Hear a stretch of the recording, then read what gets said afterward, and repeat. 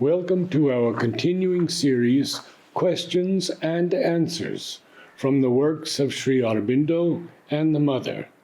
Today, the Force and the Divine Force, Part 2, from the Mother.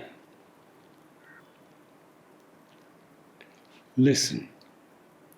If every evening, before going to sleep, you take off only a tiny minute like that, and in this little minute, with all the concentration you are capable of, you ask to become conscious of the divine force. Simply like that. Nothing more. In the morning, when waking up, before beginning your day, if you do the same thing, take a minute off, concentrate as much as you can, and ask to become conscious of the divine force, you will see, after some time, it will happen.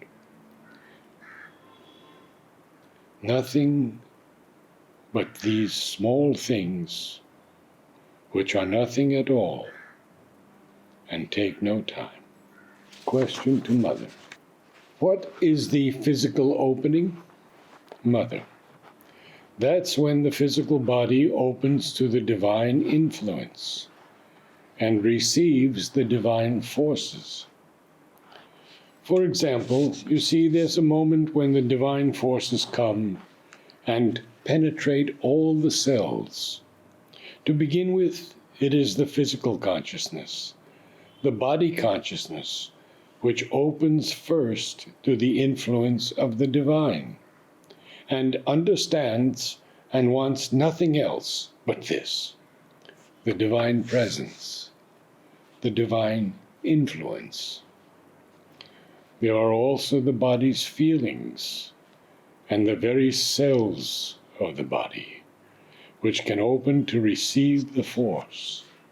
For instance, when at a certain moment one feels a kind of very intense vibrations spreading through the whole body, and at that time one feels filled with strength, an unusual force, the consciousness also, and all things become clear and perceptible, then that's an opening of the body. It is when the body knows, you see, and has succeeded in opening to the influence. Question to Mother. Will and aspiration are needed to bring down the aid of the divine force, and to keep the being on its side in its dealings with the lower powers. What is the meaning of keep the being on its side? Mother. To keep on its side, it is, for instance, you see, there is on one side, how shall I put it? Let us take the army of the divine forces, and on the other side, the army of the forces of ordinary nature.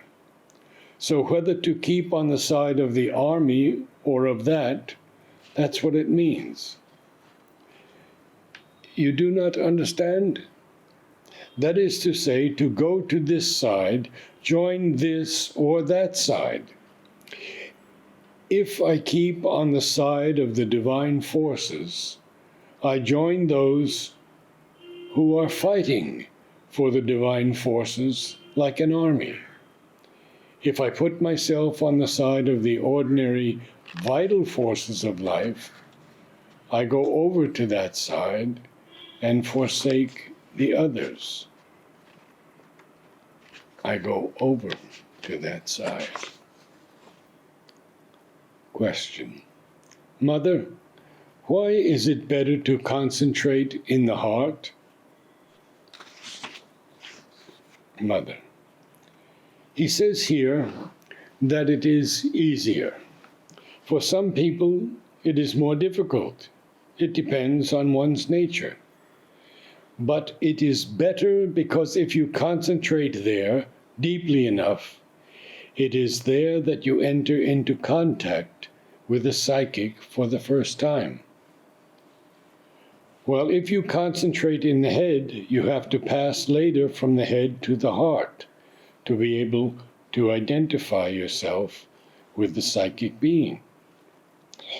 And if you concentrate by gathering the energies, it is better to gather them here, because it is in this center, in this region of the being, that you will find the will to progress, the force of purification, and the most intense and effective aspiration. The aspiration that comes from the heart is much more effective than that from the head. Sri Aurobindo. There is no other method in this yoga except to concentrate, preferably in the heart, and call the presence and power of the Mother to take up the being, and by the workings of her force, transform the consciousness. One can concentrate also in the head or between the eyebrows, but for many, this is a too difficult opening.